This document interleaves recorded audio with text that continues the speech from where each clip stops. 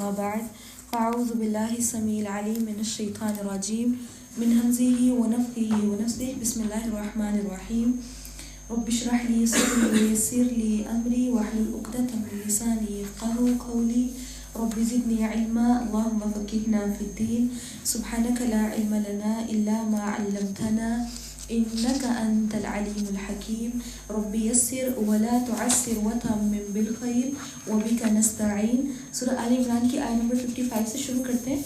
اللہ رب العزت نے فرمایا اذ قال اللہ یا عیسیٰ انی متوفیک ورافعک الی ومطہرک من الذین کفروا۔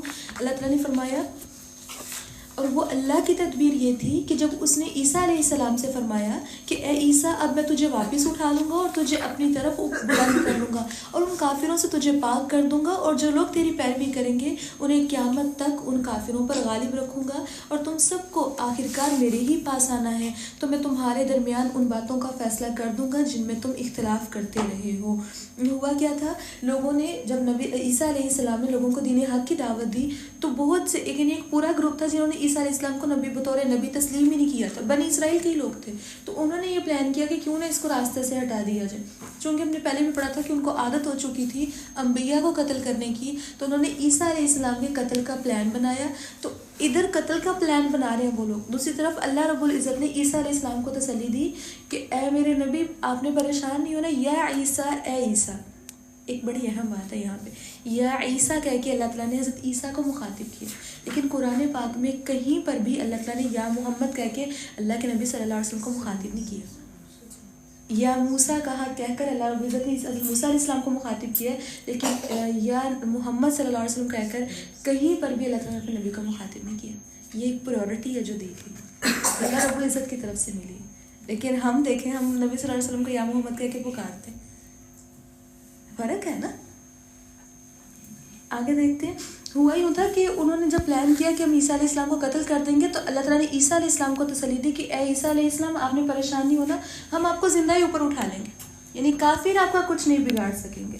تو کہنے کا مطلب یہ ہے کہ جب بھی انسان دین حق کے ساتھ جڑتا ہے تو بہت سے لوگ مخالفت کرتے ہیں، بہت سے لوگ دشمن بن جاتے ہیں۔ تو اللہ رب العزت نے فرمایا آخرکار تم سب کو میرے ہی پاس آنا ہے، پھر میں فیصلہ کروں گا کہ کون حق پر ہے اور ان باتوں میں بھی فیصلہ کروں گا جن میں تم اختلاف کر رہے ہو۔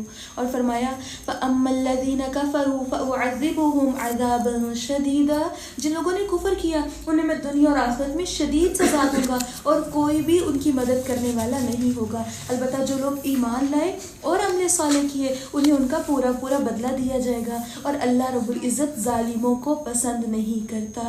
ذَلِكَ نَتْلُوهُ عَلَيْكَ مِنَ الْآيَاتِ وَالذِّكْرِ الحکیم، یہ آیات نصیحت اور حکمت سے بھری ہوئی ہیں جو ہم آپ کو پڑھ کر سناتے ہیں۔ بے شک اللہ کے ہاں عیسیٰ علیہ السلام کی مثال آدم علیہ السلام جیسی ہے۔ کیوں؟ کیونکہ آدم علیہ السلام کو بغیر ماں باپ کے پیدا کیا گیا اور عیسیٰ علیہ السلام کو بغیر باپ کے پیدا کیا گیا تھا۔ تو اللہ تعالیٰ نے فرمایا جسے اللہ نے مٹی سے پیدا کیا پھر اسے حکم دیا کہ ہو جا تو وہ ہو گیا۔ تمہارے رب کی طرف سے حق آ چکا ہے، لہٰذا اے محمد صلی اللہ علیہ وسلم شک کرنے والوں میں سے نہ ہونا۔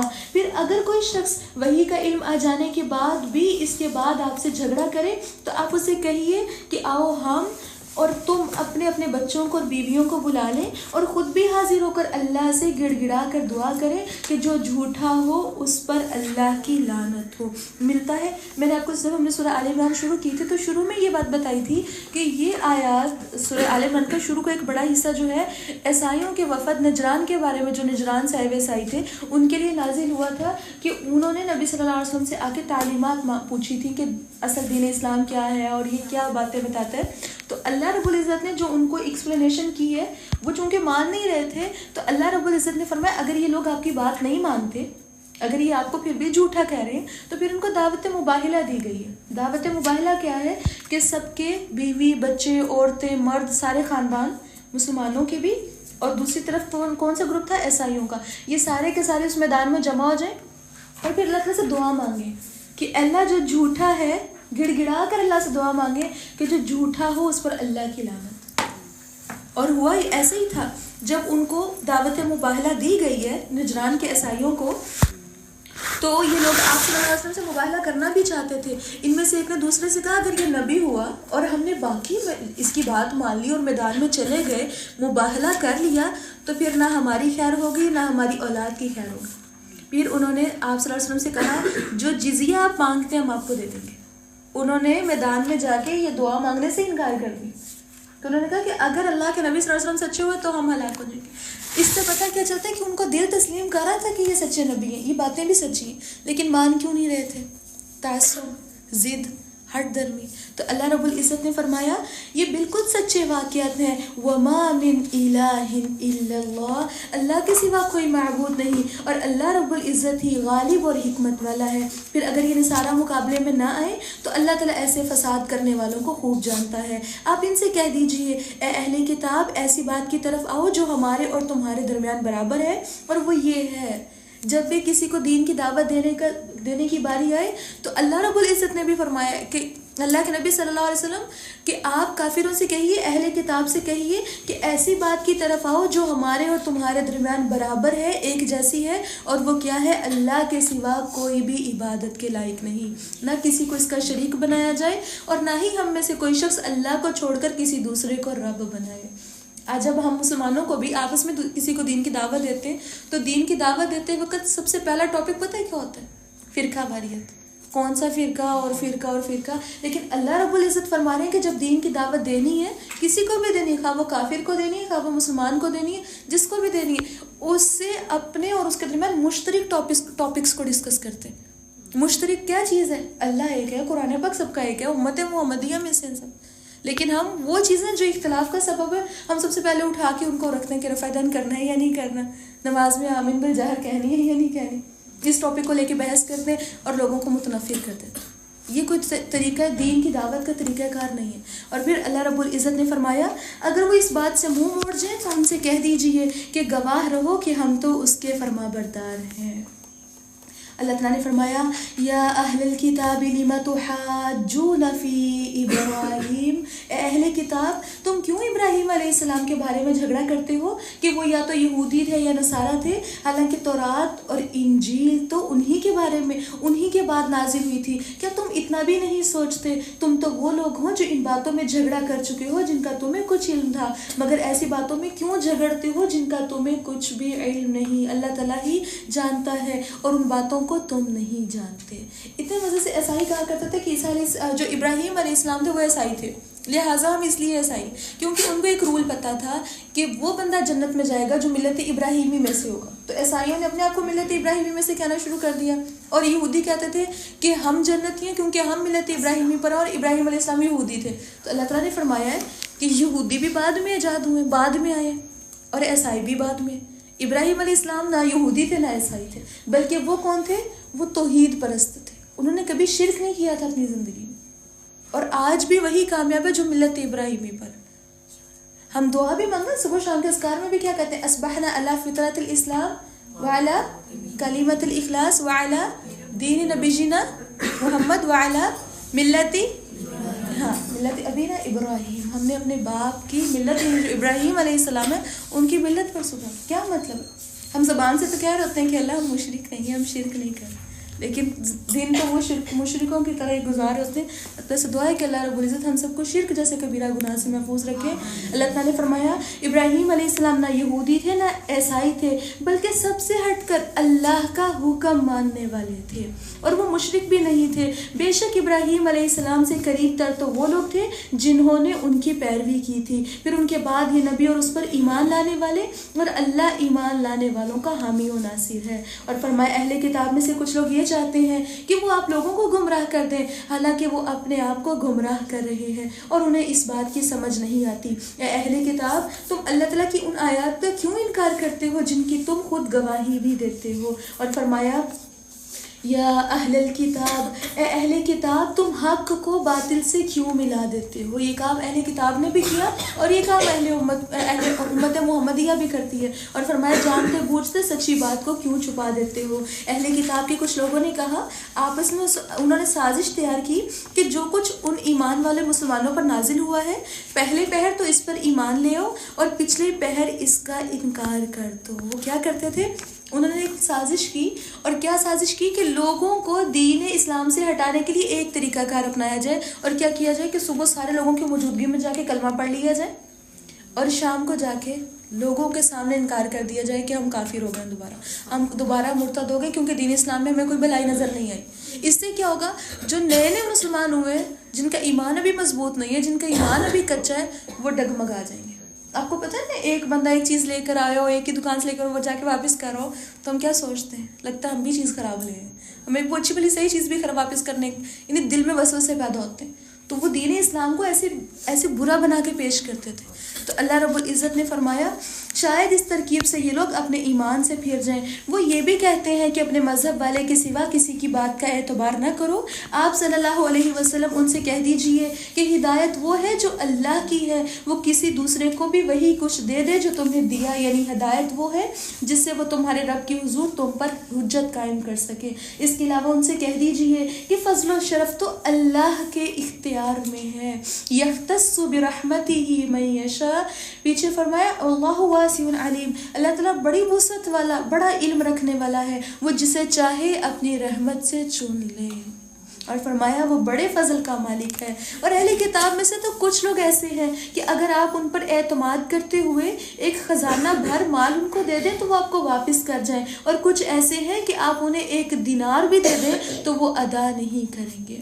جب ہم اہل کتاب کے بارے میں پڑھتے ہیں تو پھر ہم یہ سوچتے ہیں کہ شاید سارے عیسائی، شاید سارے کے سارے یہودی جو ہیں وہ سارے کے سارے نافرمان ہیں، وہ سارے کبیرہ گناہ کرنے والے ہیں۔ تو اللہ تعالیٰ نے فرمایا یہ سارے ایک جیسے نہیں ہیں۔ ان اہل کتاب یعنی عیسائیوں میں سے کچھ لوگ ایسے ہیں کہ آپ ان کو اگر کوئی امانت پکڑائیں گے تو وہ فوراً آپ کو واپس دینے آئیں گے، یعنی جب آپ مطالبہ کریں گے وہ اول وقت میں آپ کو چیز واپس کریں گے، اس کی حفاظت بھی کریں گے، یعنی ایمانت دار ہے۔ جبکہ کچھ ایسے ہیں جن کے بارے میں اللہ تعالیٰ نے فرمایا اگر آپ ان کو ایک دینار بھی پکڑائیں گے نا تو وہ آپ کو تب تک واپس نہیں دیں گے الا یہ کہ تم ہر وقت ان کے سر پہ سوار ہو، یعنی ان میں ایمانت داری نہیں ہے۔ تو اس سے کیا پتہ چلتا ہے کہ ہر سوسائٹی میں سارے لوگ برے ہی نہیں ہیں۔ اب دیکھیں نجاشی بھی تو ایسا ہی تھا، نبی صلی اللہ علیہ وسلم کے بارے میں پتہ چلا فوراً اتنا رویا کہ داڑھی تار ہو گئی، پھر کلمہ پڑھ لیا، مسلمان ہو گیا، اور پھر نبی صلی اللہ علیہ وسلم سے ملاقات تو نہیں ہو سکی تھی، لیکن جب وہ فوت ہو گیا ادھر حبشہ میں ہی تو نبی صلی اللہ علیہ وسلم نے اس کی غائبانہ نماز جنازہ بھی عطا کی تھی۔ تو اللہ تعالیٰ نے فرمایا جس کی وجہ یہ ہے کہ وہ یہ کہتے ہیں کہ ان پڑھوں کے بارے میں ان پر کچھ گرفت نہیں ہوگی۔ اہل کتاب کا ایک عقیدہ تھا کہ جو ان پڑھ لوگ ہیں نا، امی لوگ ہیں، جو عام لوگ ہیں، ان وہ جو مرضی کرتے رہیں، ان کے ساتھ جو مرضی کریں ہماری پکڑ نہیں ہوگی۔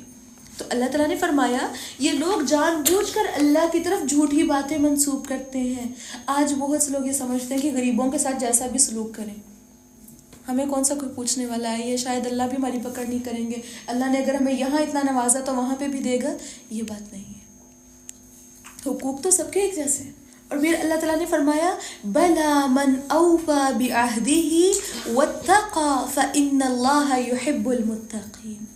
اللہ تعالیٰ نے اپنی محبت کا سیکرٹ بتایا اور فرمایا بات یہ ہے کہ جس شخص نے بھی اللہ سے کیے ہوئے وعدے کو پورا کیا اور اس سے ڈر کر رہا، اپنے رب سے ڈر کر زندگی گزاری، تو فرمایا اللہ تعالیٰ ایسے ہی متقین کو پسند کرتا ہے، ایسے متقین کو اللہ رب العزت اپنا دوست بناتا ہے۔ اللہ تعالیٰ سے دعا ہے کہ اللہ رب العزت ہم سب کو بھی متقین لوگوں میں شامل فرمائے، اللہ تعالیٰ ہم سب کو اپنی محبت عطا فرمائے، اور فرمائے لیکن جو لوگ اللہ کے عہد کو اور اپنی قسموں کو تھوڑی سی قیمت کے بدلے میں بیچ ڈالیں تو ایسے لوگوں کو کا آخرت میں کوئی حصہ نہیں۔ قیامت کے دن اللہ تعالیٰ ایسے لوگوں سے نہ تو کلام کرے گا، نہ ان کی طرف دیکھے گا، نہ انہیں گناہوں سے پاک کرے گا، اور فرمایا انہیں دکھ دینے والا عذاب ہوگا۔ حدیث میں آتا ہے نبی صلی اللہ علیہ وسلم نے فرمایا کہ ایک شخص نے بازار میں اپنا مال رکھا اور ایک مسلمان کو پھنسانے کے لیے جھوٹی قسم کھا کر کہنے لگا کہ مجھے اس مال کی اتنی قیمت ملتی ہے، حالانکہ یہ بات غلط تھی۔ تب اللہ رب العزت نے یہ آیت نازل فرمائی ہے کہ جو لوگ دنیاوی مال حاصل کرنے کے لیے جھوٹی قسمیں کھا لیتے ہیں، اور دیکھیں آج ہم مسلمانوں کا تو شیوا بن چکا ہے نا، جھوٹی قسم کھا کے اپنا مال بیچ ڈالتے ہیں، تو اللہ تعالیٰ نے فرمایا قیامت کے دن اللہ ان سے کلام نہیں کرے گا، اللہ تعالیٰ ان کی طرف دیکھے گا نہیں، ان کے گناہوں کو بھی پاک نہیں کرے گا، اور درد دینے والا عذاب۔ مطلب وہ رزق کو حرام کر، پھر کتنی بڑی بڑی سزائیں وہ مول لے رہے ہیں چند روپے کی خاطر۔ تو اللہ تعالیٰ نے فرمایا ان اہل کتاب میں سے کچھ لوگ ایسے بھی ہیں جو تورات کو پڑھتے وقت اپنی زبانوں کو ایسے موڑ دیتے ہیں، یعنی اس لہجے میں ادا کرتے ہیں تاکہ تم اسے تورات کا حصہ سمجھو، حالانکہ وہ تورات کی عبارت نہیں ہے۔ وہ لوگ کیا کرتے تھے؟ اپنی کتاب کو پڑھتے وقت الفاظ کو چینج کر جاتے تھے اور لوگوں کو دیکھنے میں لگتا تھا شاید یہ بھی ہماری کتاب کا حصہ، عام لوگوں کو نہیں پتہ چلتا تھا۔ تو آج امت محمدیہ کے ساتھ بھی یہی کام کیا جا رہا ہے، بہت سی چیزوں کو چینج کیا جاتا ہے، معنی چینج کر دیا جاتا ہے، جن کو گرامر کا نہیں پتہ، جن کو ترجمے کا نہیں پتہ، وہ تو گمراہ ہو رہے ہیں۔ اس لیے اللہ تعالیٰ سے دعا مانگنی چاہیے کہ اللہ تعالیٰ ہمیں حق کے راستے پر قرآن و سنت پر عمل کرنے والا بنا، کیونکہ اس دور میں بہت فرقے، بہت بڑے بڑے فتنے موجود ہیں۔ تو اللہ تعالیٰ نے فرمایا اور وہ کہتے ہیں کہ یہ اللہ کی طرف سے نازل کرتا ہے، حالانکہ وہ عبارت اللہ کی طرف سے نازل شدہ نہیں۔ یہ لوگ جان بوجھ کر جھوٹی باتیں اللہ کی طرف منسوب کرتے ہیں، اور فرمایا کسی شخص کا یہ حق نہیں کہ جسے اللہ تعالیٰ کتاب و حکمت اور نبوت عطا کرے، پھر وہ لوگوں سے یہ کہے کہ تم اللہ کو چھوڑ کر میرے بندے بن جاؤ، اور فرمایا بلکہ وہ تو یہ کہے کہ تم وَلَٰكِن كُونُوا رَبَّانِيِّينَ، بلکہ تم ربانی بن جاؤ۔ ربانی بننے کا کیا مطلب ہے؟ ہمیں بھی ربانی بننا ہے۔ اللہ تعالیٰ نے فرمایا ایک نبی یا وہ شخص جس کو علم دیا گیا اس کا کیا حق بنتا ہے کہ وہ لوگوں کو ربانی بنائے۔ ربانی کون ہوتا ہے؟ وہ شخص جو اپنا ہر کام اپنے رب کو خوش کرنے کے لیے کرتا ہے، اپنے رب کی رضا کے لیے کرتا ہے، وہ بندہ ربانی ہوتا ہے۔ تو اللہ تعالیٰ نے فرمایا، اللہ تعالیٰ سے دعا ہے کہ اللہ تعالیٰ ہمیں بھی اپنے رب کا فرما بردار بنائے، اور فرمائے کیونکہ جو کتاب تم لوگوں کو سکھاتے ہو اور خود بھی پڑھتے ہو اس کی تعلیم کا یہی تقاضا ہے۔ وہ نبی تمہیں یہ کبھی نہیں کہے گا کہ تم فرشتوں اور نبیوں کو ہی رب بنا ڈالو، بھلا تمہارے مسلمان ہو جانے کے بعد وہ تمہیں کفر کا حکم کیسے دے سکتا ہے؟ علماء کو رب بنانے کا کیا مطلب ہے؟ حضرت عدی بن حاتم جو پہلے عیسائی تھے، انہوں نے نبی صلی اللہ علیہ وسلم سے عرض کیا کہ ہم نے تو اپنے علماء و مشائخ کو کبھی رب نہیں بنایا تھا، ہم نے تو ان کو رب نہیں سمجھا تھا کبھی بھی، اپنے علماء کو، اپنے لیڈرز کو۔ تو وہ نبی صلی اللہ علیہ وسلم نے فرمایا کیا یہ بات نہیں تھی کہ جس چیز کو وہ حلال کہتے تھے تم اسے حلال سمجھتے تھے، اور وہ جس چیز کو حرام کہتے تھے تم اس چیز کو حرام سمجھتے تھے؟ تو وہ عدی بن حاتم کہنے لگے کہ بالکل ایسے۔ تو آپ صلی اللہ علیہ وسلم نے فرمایا یہی تو رب بنانا ہوتا ہے۔ کوئی بھی بندہ آپ کو آ کے کہہ دے یہ چیز حلال ہے، وہ حرام چیز کو حلال کہہ دے تو ہم اس کو حلال سمجھ بیٹھیں گے؟ کوئی بھی بندہ حرام چیز کو حلال کہہ دے اور حرام کو حلال کہہ رہا، اور اگر ہم اس کی بات اندھی تقلید کی طرح، یعنی ہم بلا دیکھے بغیر تحقیق کے بات مان رہے، تو ہم نے تو گویا اس کو رب بنا لیے۔ تو اللہ رب العزت نے فرمایا وہ وقت بھی یاد کرو جب اللہ تعالیٰ نے تمام انبیاء سے یہ عہد لیا تھا کہ اگر میں تمہیں کتاب و حکمت عطا کروں، پھر کوئی ایسا رسول آ جائے جو اس کتاب کی تصدیق کرتا ہو جو تمہارے پاس ہے، تو تمہیں اس پر ایمان لانا ہوگا، اس کی مدد کرنی ہوگی۔ اللہ تعالیٰ نے حکم دے کر نبیوں سے پوچھا کیا تم اس بات کا اقرار کرتے ہو اور میرے اس عہد کی ذمہ داری کو قبول کرتے ہو؟ نبیوں نے جواب دیا ہم اس کا اقرار کرتے ہیں۔ تو اللہ تعالیٰ نے فرمایا تو تم اب اس بات پر گواہ رہو، میں خود بھی تمہارے ساتھ ہوں، گواہ کے طور پر ہوں۔ اور فرمایا فَمَن تَوَلَّى بَعْدَ ذَلِكَ فَأُولَئِكَ هُمُ الْفَاسِقُونَ، فرمایا پھر اس کے بعد جو بھی معاہدے سے پھر جائے گا تو ایسے ہی لوگ فاسق ہیں۔ ہم سب سے کیا وعدہ لیا گیا کہ جو بھی نبی آئے گا ہمیں اس کی بات ماننی، اس کی اطاعت کرنی، اس کی فرما برداری کرنی، پھر ہمیں جنت ملے گی۔ اور ساتھ اللہ تعالیٰ نے فرمایا جو بندہ اس معاہدے سے پھر جائے گا اس کا ٹھکانہ کیا ہے؟ فاسق ہے، اور فاسق کہاں ہوں گے؟ جہنم میں ہے۔ تو اللہ تعالیٰ نے فرمایا افغیر دین اللہ یبغون، کیا یہ لوگ اللہ کے دین کے سوا کوئی اور دین چاہتے ہیں؟ اللہ کا دین کیا تھا؟ صرف اللہ کے سامنے سر تسلیم خم کرنا، صرف اللہ کی بات ماننا، صرف اللہ کی اطاعت کرنا، صرف اللہ کو خوش کرنے کے لیے زندگی گزارنا۔ لیکن لوگوں نے کیا کیا؟ لوگ چاہتے ہیں اس کے علاوہ کوئی اور چیز ہونی چاہیے۔ تبھی ایسا نا کہ قرآن پڑھ کے سنایا جائے تو لوگوں کا ریاکشن ہوتا ہے جیسے وہ کہیں پھنس گئے ہیں یا وہ بور ہو رہے ہیں، لیکن جب ان کی مرضی کی ان کو کہانیاں سنائی جائے تو وہ انجوائے کرتے ہیں۔ اللہ رب العزت نے فرمایا حالانکہ آسمان اور زمین میں جو کچھ بھی موجود ہے وہ سب کچھ چاہتے ہوئے خوشی سے یا ناخوشی سے اس کے تابع فرمان ہیں، اور سب کو اسی کی طرف پلٹنا ہے۔ آپ صلی اللہ علیہ وسلم ان سے کہہ دیجئے کہ ہم اللہ پر اور اس چیز پر ایمان لاتے ہیں جو ہم پر اتاری گئی ہے، اور اس پر بھی جو ابراہیم علیہ السلام، اسماعیل، اسحاق، یعقوب اور اس کی اولاد پر نازل ہوئی، اور ان کتابوں پر بھی جو موسیٰ علیہ السلام، عیسیٰ علیہ السلام اور دوسرے پیغمبروں کو ان کے رب کی طرف سے دی گئی تھی۔ ہم ان کے درمیان کچھ بھی فرق نہیں کرتے اور ہم اسی کے فرما بردار ہیں۔ اور فرمایا وَمَن يَبْتَغِ غَيْرَ الْإِسْلَامِ دِينًا فَلَن يُقْبَلَ مِنْهُ، فرمایا جو شخص اسلام کے علاوہ کوئی اور دین چاہے گا تو وہ اس سے ہرگز قبول نہیں کیا جائے گا. یعنی جو بندہ نبی صلی اللہ علیہ وسلم کے طریقے سے ہٹ کر کوئی عمل کرے گا، اللہ تعالیٰ نے فرمایا فَلَن يُقْبَلَ مِنْهُ، وہ اس سے قبول نہیں کیا جائے گا. اگرچہ وہ ساری رات جاگے، اگرچہ وہ پورا دن الٹا لٹکا رہے، جو مرضی کر لے، اس کی کوئی بھی عبادت قبول نہیں ہونے والی اگر وہ اللہ اور اس کے رسول کے بتائے ہوئے طریقے کے مطابق نہیں. تو دیکھیں ہم نے کتنے ایسے دن اور کتنی ایسی راتیں اور کتنے ایسے روزے خود فکس کیے ہیں جو اللہ کے نبی صلی اللہ علیہ وسلم ثابت نہیں، اور ہم اس کو فرض کا درجہ سمجھتے ہیں، اس کو اپنا دین بنا لیتے ہیں. پھر اس کے علاوہ اور بھی بہت سی ایسی وہ جیسے توہم پرستی، سپرسٹیشن جس میں آتی ہیں کہ وہ ایسے کریں گے تو ایسے ہو جائے گا اور اس کو دین کا درجہ دے دیتے ہیں. یہ سب کچھ ہم نے خود سے ایجاد کی اور پھر اس کو دین کے درجے پر رکھتے، تو اللہ تعالیٰ نے فرمایا ایسی کوئی بھی چیز تم سے قبول نہیں کی جائے گی. اور فرمایا وہ آخرت میں نقصان اٹھانے والوں میں سے ہوں گے. اور وہ کیف یہدی اللہ قوما کفروا بعد ایمانہم، ایسے لوگوں کو اللہ تعالیٰ کیسے ہدایت دے سکتا ہے جنہوں نے ایمان لانے کے بعد کفر اختیار کیا، حالانکہ وہ خود گواہی دے چکے ہیں کہ یہ رسول برحق ہے اور ان کے پاس اس بات کے واضح دلائل بھی آ چکے ہیں. اور فرمایا اللہ تعالیٰ ایسے ناانصاف لوگوں کو ہدایت نہیں دیا کرتا. ایسے لوگوں کا بدلہ یہی ہو سکتا ہے کہ ان پر بھی لعنت ہو، ان پر لعنت ہو اللہ کی بھی، فرشتوں کی بھی اور سب لوگوں کی بھی. اور فرمایا وہ عذاب میں ہمیشہ مبتلا رہیں گے، ان سے یہ عذاب ہلکا نہیں کیا جائے گا. اور فرمایا نہ انہیں مہلت دی جائے گی. ہاں اس کے بعد جن لوگوں نے توبہ کی اور اپنی اصلاح کر لی وہ اس سے بچ سکتے ہیں، کیونکہ اللہ تعالیٰ بخشنے والا، رحم کرنے والا ہے. اللہ تعالیٰ نے اپنی صفت کا ذکر کیا کہ اللہ تعالیٰ بخشنے والا ہے، رحم کرنے والا. لیکن کب؟ پہلے فرمایا الا الذین تابوا من بعد ذلک واصلحوا، جنہوں نے توبہ کر لی اور اس کے بعد اپنی اصلاح بھی کی، پھر اللہ بخشنے والا ہے. ہم گناہ کر رہے ہوتے اور کہہ رہے تو اللہ بڑا بخشنے والا کوئی نہیں. یہ تو سرکشی اور ڈھیٹائی ہو گئی نا. ہم یہ جانتے ہیں کہ اللہ دیکھ رہا ہے لیکن ہم اس کے باوجود نافرمانی کرتے. تو حدیث سے کیا پتہ چلتا ہے؟ دیکھیں یہاں آیت سے بھی یہ بات پتہ چل رہی ہے کہ توبہ کی قبولیت کی 1-2 شرائط ہیں.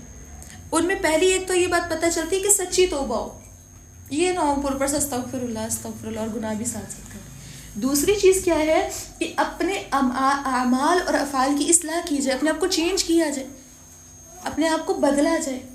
پھر اپنے مسلسل توبہ کرتے رہے، اللہ تعالیٰ کو راضی اور خوشنودی کی عمل کرتے رہنا چاہیے.